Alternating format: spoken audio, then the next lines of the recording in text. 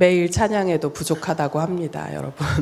호흡 있는 동안, 생명 있는 동안 더욱더 하나님 찬양하는 우리 영남교회 식구들 되었으면 좋겠습니다. 아멘. 오늘은 교사 헌신 예배로 드려집니다. 교회에는 여러 직분들이 있지요. 그런데 제가 사역하면서 늘 항상 감사한 마음, 또 빚진 마음을 가지고 있는 분들이 바로 교회 학교 선생님들입니다. 이분들이 없으면요, 제가 사역을 할 수가 없고요. 이분들이 없으면 교회 학교가 돌아가지를 않습니다.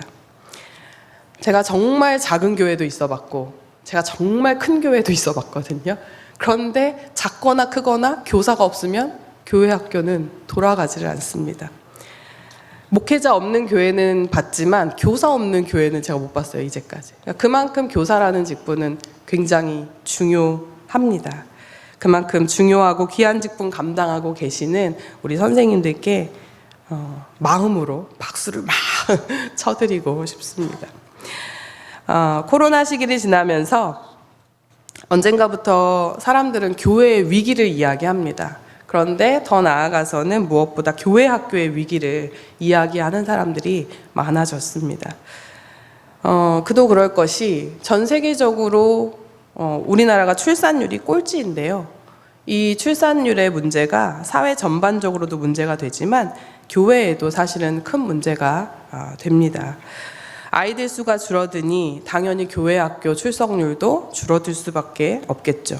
그런데 단순히 숫자가 줄어들어서 위기라고 하는 걸까요? 그렇지 않죠. 아이들의 믿음이 약해지기 때문에 그것이 문제가 되는 것입니다. 지금은 다음 세대를 위한 정말 철저한 준비와 노력이 필요한 시대입니다. 사사기 2장에 보면은 이런 말씀이 있습니다. 제가 읽겠습니다. 잘 들어보세요. 그 세대의 사람도 다 그 조상들에게로 돌아갔고 그 후에 일어난 다른 세대는 여호와를 알지 못하며 여호와께서 이스라엘을 위하여 행하신 일도 알지 못하였더라. 다음 세대가 여호와를 알지 못해서 그냥 다른 세대가 되어버린 것입니다. 모세와 여호수아가 죽고 난 뒤에 그 다음 세대가 하나님을 전혀 알지를 못한 것이죠. 그런 비극이 반복되어서는 안 되는 것이죠. 그렇다면 이런 위기 속에 있는 다음 세대를 위해 우리가 무엇을 할 수 있을까요? 우리가 선생이라고 할 때 선생님, 그 앞에 선생이라는 글자는 먼저 선에 살생자를 씁니다. 먼저 살아가는 사람을 말합니다. 그러니까 사실은 어떤 의미에서 보면 여기 앉아 계신 우리 모두는, 저와 여러분 모두는 다음 세대를 위한 선생입니다. 우리 모두는 다 선생이에요. 교회의 어른으로서, 인생의 선배로서, 믿음의 선배로서 우리는 교회 학교 아이들을 위한 선생입니다. 그래서 오늘은 교사라는 직분을 가졌든 가지지 않았든 우리가 모두 함께 다음 세대를 위해 나는 어떤 선생이 되어야 하는지를 함께 말씀 통해서 고민해 보고 싶습니다. 다시 말하면 다음 세대를 위해서이기도 하지만 사실은 궁극적으로 나를 위해서 하나님 앞에선 내가 어떻게 살아가야 하는지를 고민하는 것이기도 합니다. 이런 고민을 가지고 오늘 본문 말씀을 함께 보려고 합니다. 오늘은 에베소서 말씀인데요. 우리가 잘 알듯이 에베소서는 바울이 에베소 교회에 쓴 편지입니다. 바울이 AD 61년 봄에 로마에 도착을 했는데 감옥에 감금이 되어버립니다. 그때 감옥에서 여러 교회에 편지를 써요. 옥중서신이라고 하죠. 그 중에 하나가 바로 에베소 교회에 보낸 편지입니다. 당시 에베소 교회의 상황은 어땠냐면요, 이방인과 유대인들이 마구 섞여 있었습니다. 근데 그들이 잘 지내면 좋은데 잘 지내지 못하는 거죠. 자꾸만 삐그덕삐그덕 거리고 분열의 조짐이 있는 것입니다. 이것을 알고 있었던 바울은 이 이방인과 유대인들이 하나가 되어서 한 몸, 한 교회를 이루어야 한다는 것을 가르치기 위해서 편지를 기록하게 됩니다. 바울은 지금 감옥에 있지요. 본인이 지금 직접 할 수 있는 건 아무것도 없습니다. 너무나 답답한 심정일 거예요. 지푸라기라도 잡는 심정으로 편지를 한자 한자 써 내려가고 있는 것입니다. 바울에게 에베소 교회는 좀 특별한 교회입니다. 바울은 에베소 교회에서 한 3년 정도 머무르기도 했을 정도로 거기에 마음을 많이 두었고, 또 심지어 자기가 사랑하는 아들 디모데를 그 교회의 목회자로 보낼 만큼 특별한 교회였어요. 되게 우상 숭배하는 사람들이 많았던 그런 지역 속에서 아주 어렵고 힘들게 복음을 전하면서 교회가 세워졌던 그런 곳이 바로 에베소 교회입니다. 예루살렘, 안디옥 다음으로 중요한 어떤 중심지라고도 할 수 있습니다. 그런데 그런 에베소 교회를 만약에 어떤 사람들의 그냥 이기심과 어떤 무지함 때문에 교회를 분열시킨다면 그건 바울에게는 모든 것이 무너지는 것과 다름이 없었습니다. 그냥 교회를 잃어버릴 수는 없었던 거예요. 가만히 있을 수 없었던 거예요. 감옥에 있지만 뭐라도 해야겠던 거예요. 그래서 오늘 교회의 하나됨에 대해서 힘주어서 편지를 통해 이야기하고 있습니다. 저는 우리가 다음 세대를 생각할 때에 이 교회의 하나됨에 대해서 우리가 귀 기울여야 한다라고 생각을 합니다. 왜냐하면 이방인과 유대인들이 자신들의 이기심과 무지함 때문에 교회에 분열을 가져올 수 있는 것처럼 어쩌면 기성세대, 믿음의 선배라고 하는 우리 어른들이 우리의 무지함과 우리의 이기심과 우리의 방관 이런 것들 때문에 다음 세대와 단절을 가져올 수도 있기 때문에 그렇습니다. 다음 세대가 사사기 시대처럼 하나님을 모르는 다른 세대가 되지 않기 위해서는 오늘 말씀에 바울이 주장하는 이 교회의 하나됨에 대해서 우리가 귀 기울여야 한다는 것입니다. 그런데 오늘 본문에 보십시오. 아주 중요하게 여겨지는 단어가 하나 있습니다. 바로 온전이라는 단어입니다. 우리 12절, 13절을 한번 같이 읽어보겠습니다. 이는 성도를 온전하게 하여 봉사의 일을 하게 하며 그리스도의 몸을 세우려 하심이라. 우리가 다 하나님의 아들을 믿는 것과 아는 일에 하나가 되어 온전한 사람을 이루어 그리스도의 장성한 분량이 충만한 데까지 이르리니. 아멘. 온전하다라는 것은요, 잘못된 것이 없이 바르거나 옳다라는 뜻입니다. 이 온전하다라는 말은 다른 말로는 완전하다라는 말로도 쓰일 수 있겠습니다. 오늘 바울은 성도를 온전하게 하여 봉사의 일을 하게 하며 그리스도의 몸을 세우려 한다고 말하고 있습니다. 여러분은 온전한 성도이신가요? 완전한 성도이십니까? 여기에 당당하게 아멘, 네 그렇습니다 라고 말할 수 있는 사람이 몇이나 되겠습니까? 여러분은 완전한 교사이신가요? 이 세상에 완전한 분은요, 예수 그리스도 한 분뿐입니다. 아멘? 예수님밖에 없습니다. 이 세상에 완전한 교사는요, 예수 그리스도 한 분밖에는 없습니다. 제가 신학교에 가기로 마음을 먹고 장신대 기독교 교육학과에 원서를 내고 면접을 봤어요. 면접관이신 교수님이 저한테 이런 질문을 하셨습니다. 존경하는 선생님이 있는지, 왜 존경하는지 말해보라고 하더라고요. 근데 제가 너무 긴장을 한 그 20대 초반에 아무것도 모르는 그 나이에 이렇게 대답을 했습니다. 존경하는 선생님은 없습니다. 오직 예수 그리스도만이 존경할 만한 스승입니다. 이렇게 융통성이라고는 1도 없는 대답을 하고, 여러분 저는 합격을 했을까요? 떨어졌을까요? 그랬으면 좋겠지만 저는 똑 떨어지고 말았습니다. 저는 신학과를 나왔습니다. 이렇게 융통성 없는, 전 지금도 그 20살 초반의 저를 생각하면 어떻게 쥐구멍이라도 들어가고 싶을 정도로 어쩜 그렇게 센스도 없고 융통성도 없는지 못 견디겠어요, 아주. 그런데 제가 그날의 그 대답을 잘 생각해 보니까 제가 거짓말을 했더라고요.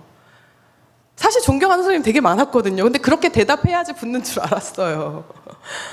근데 제가 진짜 제 인생을 돌아보니까 정말로 나는 선생님들 덕분에 지금 이 자리에 있구나 라는 생각이 들어요. 제가 다른 복은 다 없어도 스승복은 있구나 이런 생각이 들 정도로 정말 좋은 선생님들을 많이 만났습니다.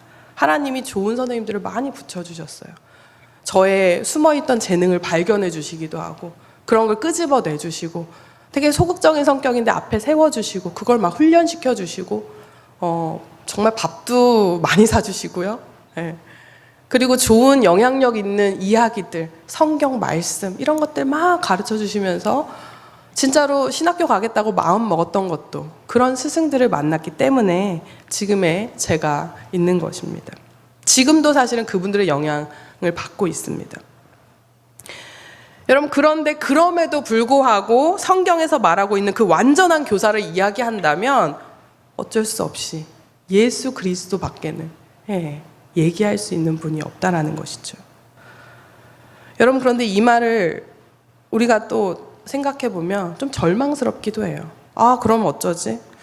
이 세상 누구도 그리스도와 같이 완전할 수 없는데 지금의 나의 상태가 아무리 노력해도 난 예수님과 같이 될 수 없는 그런 사람인데 난 그럼 이제 교사를 포기할까?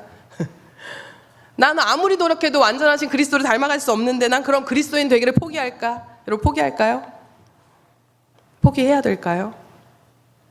아니죠. 우리가 그리스도와 같이 완전하지 않기 때문에 우리는 이를 악물고 더 열심히 목표를 향하여 뛰어야 합니다.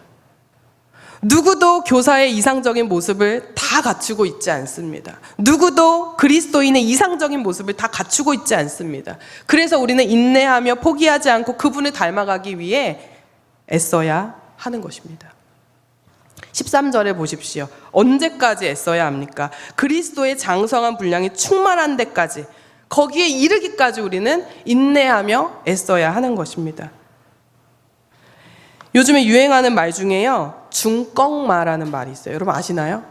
중꺽마. 중요한 것은 꺾이지 않는 마음. 네, 중꺽마.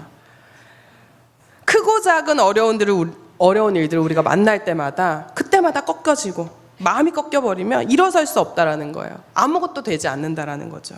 언제나 꺾이지 않는 마음, 포기하지 않는 마음으로 부딪히고 인내하면 반드시 이길 수 있다라는 것입니다. 변하지 않는 아이들을 견뎌주어야 되는 것입니다. 무엇보다 나를 견뎌주어야 합니다. 부족한 나, 완전하지 않은 나, 완전하지 않은 교사인 나, 완전하지 않은 그리스도인 나를 견뎌주어야 하는 것입니다. 나를 사랑해 주어야 합니다. 그리고 끊임없이 채찍질하며 걸어가도록 나 스스로를 독려해야 합니다. 여러분, 오늘 말씀의 제목이 뭐냐면요, 우리의 최종 목표입니다. 우리의 최종 목표. 우리는 완전한 그리스도인은 아니지만 그걸 목표로 달려나가야 되는 것입니다. 완전한 그리스도인 되기 위해 달려나가야 합니다. 완전한 교사가 아니지만 완전한 교사이신 예수 그리스도를 닮기 위해 달려가야 합니다. 우리의 최종 목표 지점은 어디냐면 그리스도의 장성한 분량에 이르는 것, 그 지점까지 우리는 달려나가야 하는 것입니다. 저희 큰아이가 요즘에 저에게 하는 말이, 엄마는 좋겠다, 공부도 안 하고, 이런 얘기를 해요. 크게 오해하고 있는 거죠. 저는 요즘 공부합니다. 공부 열심히 해요. 그 어떤 때보다 열심히 공부합니다.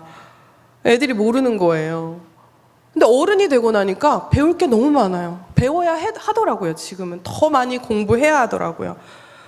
어른이 되면, 저도 어릴 때 그런 생각했거든요. 아, 공부 안 해도 되니까 좋겠다, 이런 생각했는데 웬걸요, 요즘은요 다 배워야 돼요. 새로 생긴 것들이 얼마나 많은지 몰라요. 처음에 키오스크가 생겼을 때 당황하지 않으셨나요? 배워야 돼요. 어떻게 눌러서 결제를 하는지. 모든 것이 사실은요 다 우리가 어른이 되었다고 멈추는 것이 아니고 배움은 끊임없이 계속 되어야 한다는 것입니다. 배움을 멈추면, 성장을 멈추면 요즘처럼 빠르게 급변하는 세대에선 도태되기 쉽습니다. 어떤 지식과 기술을 습득하는 공부만을 말하는 것이 아닙니다. 우리가 너무나 그 기존에 잘 알고 있었던 것도 사실은 잘못 알고 있는 것들이 많이 있을 수 있습니다. 여러분, 사랑이 뭔지 아시나요? 사랑이 뭔가요? 사랑 다 해보셨죠? 네, 사랑 다 해보셨죠? 사랑이 뭔가요? 사랑은 쟁취하는 것인가요? 요즘은요, 사랑하는 법도 배워야 돼요. 남편이 아내를 사랑하는 법을 배워야 합니다. 아내가 남편을 사랑하는 법도 배워야 합니다. 무엇보다 부모가 자녀를 사랑하는 법 정말 배워야 합니다. 교사가 아이들을 사랑하는 법 배워야 합니다. 배우지 않으면 그 사랑이라는 그 이름으로 하는 우리의 행동이 폭력이 되기도 하기 때문에 그렇습니다. 여러분, 사랑하는 사람에 대해서 배우지 않으면 내가 하는 사랑은 폭력이 되고 상처가 될 수 있습니다. 교사라면 요즘 아이들에 대해서 배워야 합니다. 부모라면 요즘 자녀들에 대해서 배워야 합니다. 요즘 애들이 왜 그렇게 슬라임을 좋아하는지, 그 의미 없어 보이는 그거를 왜 자꾸 사달라고 하는지, 뽁뽁이 같은 거, 그 의미 없어 보이는 걸 왜 자꾸 사달라고 하는지, 그 아이들의 심리를 우리가 배워야 합니다. 제가 다른 교회에 있을 때 어떤 아이가 막 교회 복도에서 허공에 대고 막 주먹질을 하는 거예요. 그냥 시도 때도 없이 막 이래요. 야, 너 거기서 뭐하니? 괴물 죽여요. 막 괴물을 죽인다고 하면서 막 허공에다 대고 주먹질을 막 해야 되는 거예요. 그 다음부터는 걔가 그러든지 말든지 그냥 그대로 뒀습니다. 그냥 그 아이의 상상력이잖아요. 그냥 그렇게 이해를 하고 넘어가는 거죠. 아이들은 우리의 생각과 너무너무 달라요. 뭔가 외계인을 바라보듯이 내가 저들을 이해하기 위해서는 어떻게 해야 되는가, 항상 우리는 배우고 공부해야 합니다. 제가 만난 한 내담자가 글씨를 쓰는데요, 오른손으로 글씨를 써요. 그런데 가위질을 하는데 왼손으로 가위질을 하는 거예요. 그래서 제가 이제 얘기를 했죠. 양손은 다 쓰시네요. 신기해요. 라고 말을 했더니, 어릴 때 엄마가 왼손을 쓰면 안 된다고 그렇게 야단을 혼났다는 거예요. 엄청. 그래서 오른손으로 글씨 쓰는 연습을 계속 하다 보니까 글씨는 오른손으로 쓰는데 나머지는 어쩔 수 없이 왼손잡이더라고요. 이렇게 얘기를 하는 거예요. 옛날 어르신들 우리한테 많이 얘기했잖아요. 바른 손이 어느 손이에요? 오른손. 왼손은 바르지 않은 손, 나쁜 손, 잘못된 손, 이렇게 가르쳤잖아요.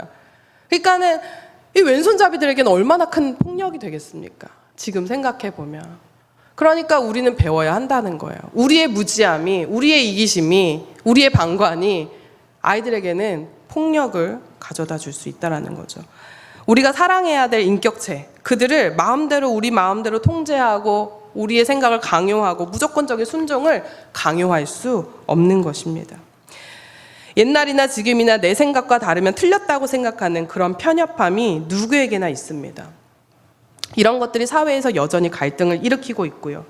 우리가 신앙생활을 할 때에도 마찬가지입니다. 그래서 배워야 합니다. 내 생각이 틀릴 수 있다는 생각을 해야 합니다. 다른 사람을 배워야 합니다. 하나님을 더욱 사랑한다, 그걸 원한다면 우리 어떻게 해야 돼요? 하나님을 배워야 합니다. 하나님을 사랑하기 원하는데 하나님을 배우지 않는다? 이것도 앞뒤가 맞지 않는 말입니다. 나의 편협한 생각으로 하나님을 가둬두어서는 안 되는 것입니다. 그러면 우리는 그리스도의 장성한 분량에 이를 수 없습니다. 이것은 우리의 최종 목표입니다. 우리가 주님을 만나는 그날까지 끊임없이 인내하며 온전한 그리스도인이 되기 위해 우리는 매 순간 달려야 하는 것입니다. 성경 속에 정말 마지막까지 끝까지 쓰임받았던 그런 사람들을 보면 처음부터 화려하고 완전했던 사람은 단 한 명도 없습니다. 하나같이 평범했고 어쩌면 연약했던 인생들이었습니다. 그런 평범하고 연약한 사람들을 하나님이 부르셔서 열심히 만들고 빚어서 오늘날 우리가 아는 그런 인물들로 만들어 가셨던 것이죠. 여러분, 아브라함을 한번 보십시오. 처음에 그는 우르라는 지역이 우상을 섬기는 지역이었습니다. 우상이 엄청 많았어요. 우상 신전이 많았습니다. 우상을 섬기는 가정에서 자라서 그 우르라는 곳에서 살았지만 나중에 하나님께 부름받고 어떻게 됩니까? 변화하죠. 베델이라는 곳에 가서 정말 처음으로 제단을 쌓게 됩니다. 그런 아브라함이 이제 나중에 모든 민족의 아비가 된다라는 거예요. 성장하고 배움을 통해서 그가 그리스도의 장성한 분량에 이르게 되는 그런 모습을 우리가 성경을 통해서 볼 수가 있는 것입니다. 야곱은 어떻습니까? 야곱은 처음에 형들에게 거짓말하고 형에게 사기치는 사기꾼이었죠. 그런데 나중에는 야곱의 이름이 이스라엘이라는 이름으로 바뀌게 됩니다. 여러분 한번 생각해 보세요. 창세기의 주인공을 따진다면 정말 많은 사람들이 있지만 저는 창세기의 주인공은 야곱이라고 생각이 들어요. 왜냐하면 야곱이 나중에 얻는 그 이름, 그 이스라엘이라는 이름을 가졌기 때문에 이제 성경의 그 다음 스토리들이 쫙 이어지게 되는 거거든요. 출애굽부터 쭉 다 이스라엘을 바탕으로 전체 배경이 다 이루어지잖아요. 야곱이 없으면 이야기가 형성이 되지 않습니다. 가장 많은 분량을 차지하고 있기도 하지만 여튼 그런 사기꾼이었던 야곱이, 거짓말을 일삼았던 야곱이 나중에는 그렇게 변화가 되는 것, 그리스도의 장성한 분량에 이르기까지 성장했다라는 것입니다. 여러분, 뿐만이 아닙니다. 우리가 잘 아는 요셉도 철부지였고, 모세는 어땠습니까? 살인자의 도피자였습니다. 베드로는 어땠죠? 배신자였고, 그렇죠? 바울은 핍박하던 사람이었습니다. 그런데 그렇게 연약하고 완전하지 않았던 사람들이 예수 그리스도를 통해서 온전해져 가는 그런 과정들이 성경에 나오고 있는 것이죠. 진짜 중요한 것은 시작이 아니라는 것입니다. 차츰 변화하고 성장하면서 현재 상황에 머물지 않고 앞으로 계속해서 전진해 나아가는 것입니다. 마침내 달려갈 길을 마치는 것. 어떻게 시작했느냐가 아니라 어떻게 마치느냐가 우리에게 더 중요하다라고 하는 것입니다. 우리가 온전한 그리스도인이 되기를 포기할 이유들은 세상에 널리고 널렸습니다. 어떤 분은 그렇게 얘기할 수 있죠. 목사님, 이 나이에 무슨 성장을 합니까? 뭘 배웁니까? 난 나이가 많아서 못 배웁니다. 라고 말하시는 분들 계실까요? 젊은 시절 뜨거웠던 그 신앙으로 그냥 남은 세월 버티렵니다. 이렇게 이야기하시는 분들 계실까요? 요즘에 내 나이가 어때서라는 노래도 있잖아요. 그렇죠? 사랑도 하는데 배움은 끝이 없다라는 것입니다. 우리 권사님, 장로님들도 계속해서 우리는 온전한 그리스도인 되는 길을 걸어가셔야 하는 것입니다. 이 걸음은요, 막 최고 속도로 빨리 달려야 되는 게 아니에요. 그냥 천천히 가도 됩니다. 그 길에서 멈추거나 이탈하지만 않으시면 된다는 거예요. 우리의 최종 목표점을 두고 내가 예수 그리스도의 그 장성한 분량에 이르기까지 끊임없이 꾸준히 천천히 그 길을 달려나가는 것입니다. 저는 연말이 되면 항상 두렵습니다. 왜 두렵냐면 연말에 갑자기 선생님 한 분이 전화를 하면 무슨 전화지? 목사님, 내년엔 제가 교사를 좀 쉬어가려고 합니다. 이런 통화를 전 많이 받아봤습니다. 그래서 연말만 되면은 선생님들 전화는 안 받고 싶어요. 근데 여러분, 설득 당해요. 어떤 때는. 가정 문제, 직장 문제 얘기하면은 제 마음이 약해지거든요. 어떡해요. 같이 기도할게요. 네, 이러면서. 그러면서 또 1년을 쉬어가기도 하고, 그렇게 해서 돌아오지 않는 사람들도 많이 봤습니다. 근데 여러분, 교사가 교사의 자리를 이탈하면 우리는 그 결승 지점에 도달할 수가 없습니다. 지금 교회학교, 성경학교 준비하고 있는데 일손이 많이 부족하다고 합니다. 아동부도 마찬가지고요. 교회, 유치부도 마찬가지고 중고등부도. 우리는 항상 교사가 부족해요. 많이 지원해 주시고 함께 이 달려가는 길, 그리스도의 장성한 분량에 이르기까지 함께 달려가실 분들 적극적으로 환영합니다. 지원해 주시기 바랍니다. 제가 설교를 시작할 때도 말씀드렸던 것처럼 다음 세대를 위해 우리가 할 수 있는 일은 우리가 좋은 선생이 되는 것입니다. 좋은 선생. 우리가 좋은 선생이 되어야 하는 이유는요, 다른 거 없습니다. 훗날에 우리가 살아갈 세상은요, 누가 만들어주는 세상이냐면 지금의 다음 세대들이 만들어주는 세상에서 우리가 살아가요. 그러니까 우리가 그들에게 믿음을 잘 전수해주지 않으면 우리는 나중에 믿음 없는 세대에 살게 됩니다. 여러분, 그런 세대를 맞이하고 싶으신가요? 지금 다음 세대 위기하지만 이건요, 결국 우리의 위기입니다. 이들이 바로 세워지지 않으면 그것은 그대로 우리에게 영향을 미치게 되어 있습니다. 지금은 다음 세대를 위해 우리가 좋은 선생이 되어야 하는 아주 중요한 시기입니다. 그러려면 우리가 먼저 신앙 안에서, 믿음 안에서 바르게 살아야 하는 것입니다. 우리가 먼저 온전한 그리스도인으로 잘 살아가야 하는 것입니다.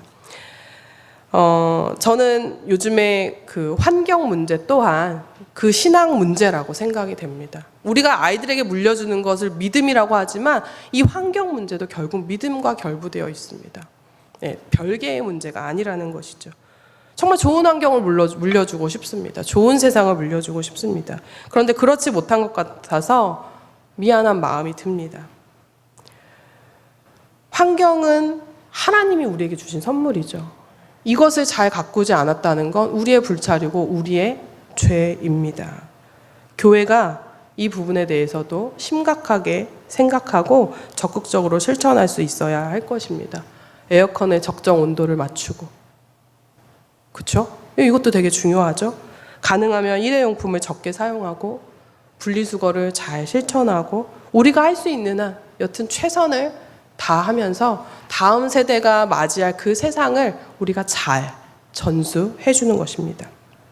환경을 잘 지키는 것도 온전한 그리스도인으로서 해야 할 일이라는 것을 저는 확실히 믿습니다. 이제 말씀을 정리하려고 합니다. 그리스도인의 최종 목표는 뭐라고 그랬죠? 예수 그리스도의 장성한 분량에 이르는 것. 그것이 우리의 최종 목표입니다. 그런데 이렇게 온전한 그리스도인이 되는 길은 100m 달리기 경주가 아닙니다. 속도를 내어서 막 빠르게 달리는 경주가 아니라 기나긴 마라톤 경주와 같다라고 보시면 됩니다. 모든 달리기는 끝에 누구에게 환호하죠? 1등에게 환호하죠. 마라톤도 물론 1등에게 환호하죠. 그런데 마라톤은 특이한 점이 마지막에 여튼 끝까지 땀 흘리며 들어온, 막 비틀거리며 쓰러지기 직전까지 해서 결국 결승점에 들어온 그 마지막 완주자, 그 사람에게 정말 환호의 박수를 막 쳐주지 않습니까? 그러니까 우리가 그렇다라는 거예요. 빠르지 않아도 돼요.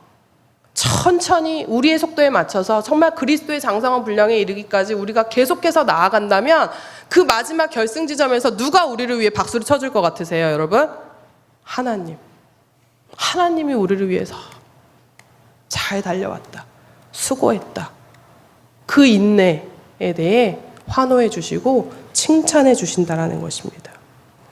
여러분, 이러한 영광을 하나님이 끝까지 달려온 완주자 우리를 박수 쳐주고 칭찬해주는 그러한 영광을 온전히 누리시는 저와 여러분들 모두가 되시기를 간절히 소원합니다. 기도하겠습니다. 사랑의 하나님, 하나님께서 부르시는 그날까지 온전한 그리스도인이 되기 위해 달려나가는 저희들 되기를 원합니다. 다음 세대를 위해 바른 길을 걸어가는 참 선생이 되기를 원합니다.